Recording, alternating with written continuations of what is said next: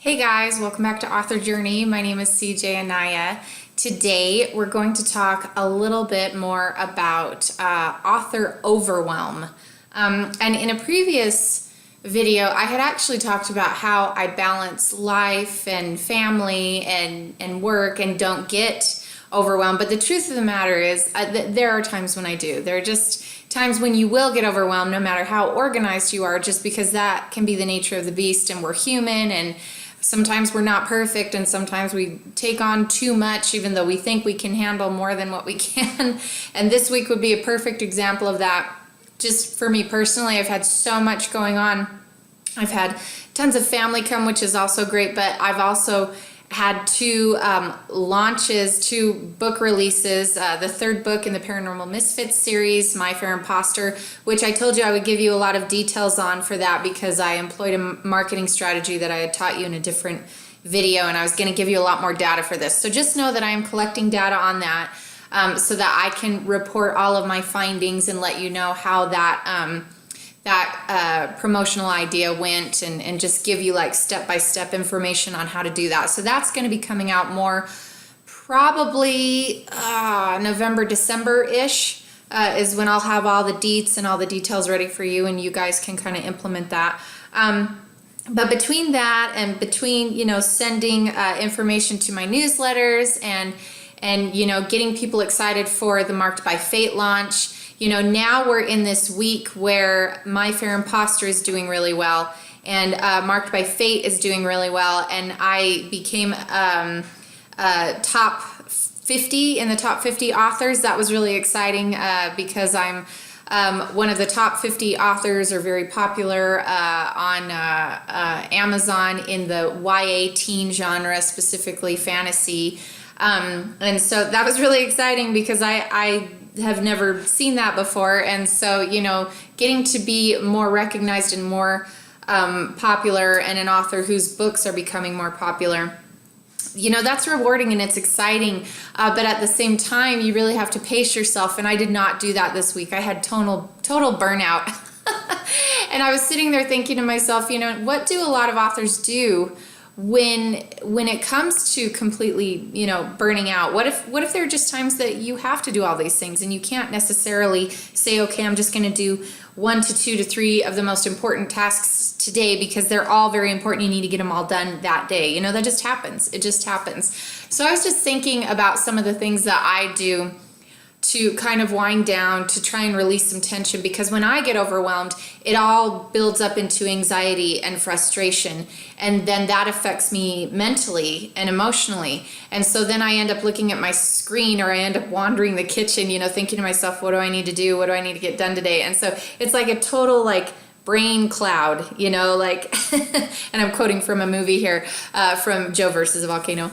But it's just it's like your brain, you just can't function. You're trying to think of all the things you need to do, and suddenly your mind goes blank because you've just been doing too much and you can't handle it anymore. And so I need to release tension a lot of times. And I have found that when I have author overwhelm, when I have writing overwhelm, when I'm sitting and looking at the page and I do know where I want to go with a story, but I just don't have the mental creative capacity to actually dredge up or just pull it from me, the ideas, and to make it as good as I know I can, that's when it's time to laugh. That's when it's time to release that tension or that frustration.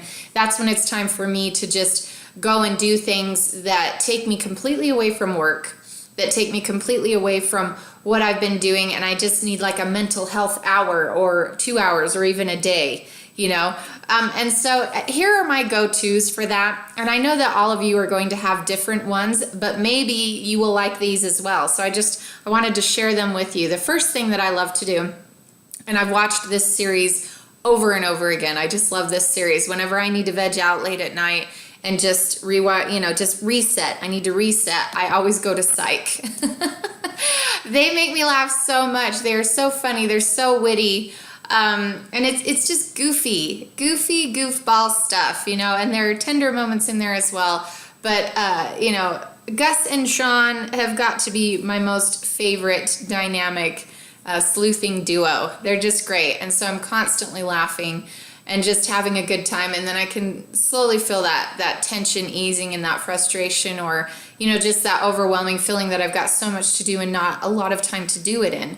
And so I always, will just sit there and watch an episode of that, and just kind of let it all release, do a lot of relaxing in that way. I also really love to binge watch Studio C for like about an hour at night. And so I don't know if any of you have heard of Studio C. I'm completely obsessed with these folks.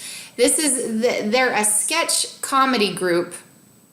I liken them to Saturday Night Live because the setup is similar, and their shows are similar. And then, so they have a full show just like Saturday Night Live on TV, but they upload different, sketches onto YouTube so that, anyone who wants to check out YouTube and find their sketches there, they can.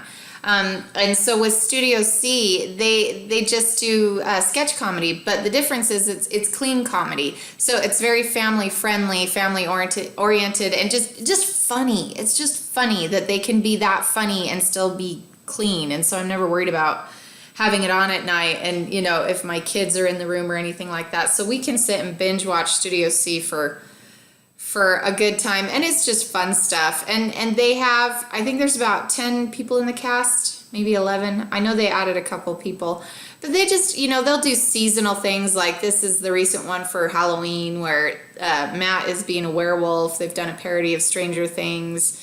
They write their sketches. They're very fun. Did a parody and a music video of Marvel's Avengers. That was a good time. I think some of my most favorite Studio C show or clips or sketches is Couchville. That's a really fun one. Maybe I should type that in so you can just see what it looks like and you can grab it. Couchville, Studio C. This is hilarious. It's just about people living inside, like a whole country living inside this guy's couch. So that's like a 3-series sketch that I thought was hilarious. And they've got so many sketches up. I think they're in their 8th season this year.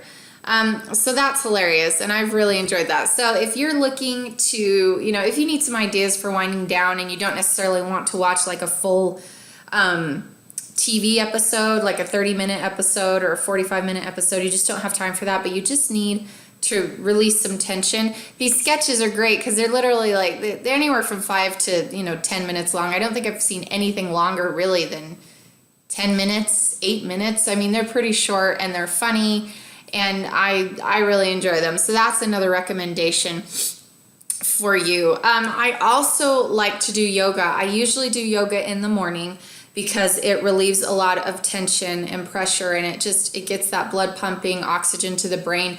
But at night, if I feel like the laughing just isn't helping and the anxiety is still there, I'll do yoga again. I'll do it twice in one day just to feel a little bit better, so that I am, not quite so tense, because it just happens. We all can deal with a little bit of too much overwhelm. There's a lot of stimulation in our world. There are a lot of things going on, and sometimes you just need to sit and be silent for a minute. And that's a little different than doing nothing. Being still is different than doing nothing. If you can just kind of sit and have a few moments to yourself to kind of recenter yourself, and that's what I do anyways. I would actually love to know what you guys do when it comes to author overwhelm, because we've talked about managing it in a different video and how to be organized and just focus on the tasks that are most important to do throughout the day. But when that all boils over, when things hit the fan and there just are moments when you do have that overwhelm,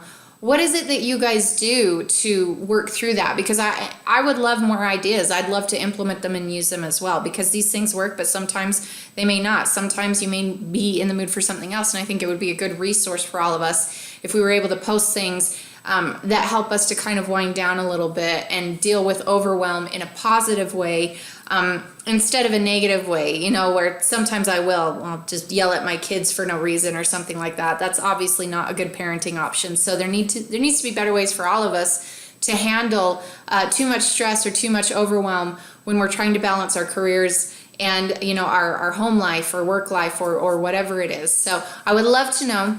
Be sure to comment below. Be sure to like this video if you thought it was helpful. Be sure to subscribe if you're new here. Thank you so much for watching this, and we will talk to you guys later. Bye-bye.